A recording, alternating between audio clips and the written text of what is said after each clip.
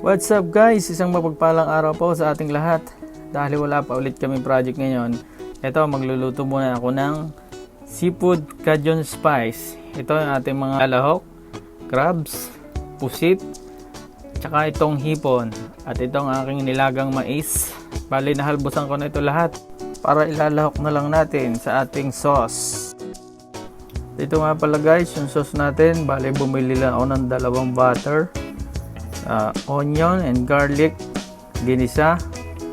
Meron itong brown sugar at saka chili powder, tsaka chili sauce. Bali ito, halo-halo ko lang siya hanggang sa medyo malapot-lapot na siya. At pagka ganyang kulay na, pwede na siyang tikman. Una nating ilagay ang nilagang mais. Yan, pagulong-gulongin lang po natin siya para magkaroon, manuot yung lasa ng sauce. Kada butil lang mais para maging masarap ang ating Cajun spice. Eto, lagay lang natin lahat. Yan, para 1 kilong mais to. Marami-rami ito. Mahaba-habak patkutin to. Marami-raming kainin to. Kaya yan, dinamihan ko na para mas marami, mas masarap. Yan, tamang halo-halo lang po tayo dyan hanggang sa mag-coat na yung sauce nya sa buong mais na masarap. Yan, lalo mas masarap yan pagka lagkit na. Kaya, at yun nga guys, isunod ko na itong crabs. Bali, hinati ko itong crabs para mas manuot yung lasa sa buong kalamnan ng crabs. Kaya mas masarap lalo yan. Sinunod ko na rin dito yung hipon. Ayan. Yung tamang 1 kulo lang dun sa hipon, hahanguin nyo na kagad para hindi siya lumambot. Kumbaga, half cook lang siya. Mas masarap naman kasi yung pagka yung medyo malutong pa lang yung hipon, hindi yung labsak na. Yan, mas masarap yung ganyan lang. Pag medyo pumula-pula, okay na siya.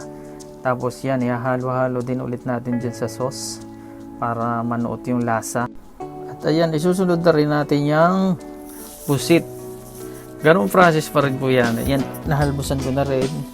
Half cook lang din siya. Tapos halo-halo na lang ulit natin dyan sa sauce. Kaya ko nga pala, inisa-isa munang ilahok sa sauce para maisigurado ko na mas malasa, mas manunuot yung sauce sa pusit, sa hipon at saka sa crabs. Ngayon yan, halo-halo lang ulit tayo para mas lumasa yung ating sauce, ating seafood. Ayan, ganyan lang, luto na yan. Konting halo na lang at maluluto na. Yan, yan, katulad yan. Okay, may nakita naman tayo may tira-tira pang sauce. Ganyan. At ngayon, isasama ko na yung hipon at saka crabs. Yan, sama-sama na sila ngayon. Ganyan lang ang pagluluto ng Cajun seafood spice. Maanghang po yan, kaya spice. At ito, re-ready na natin.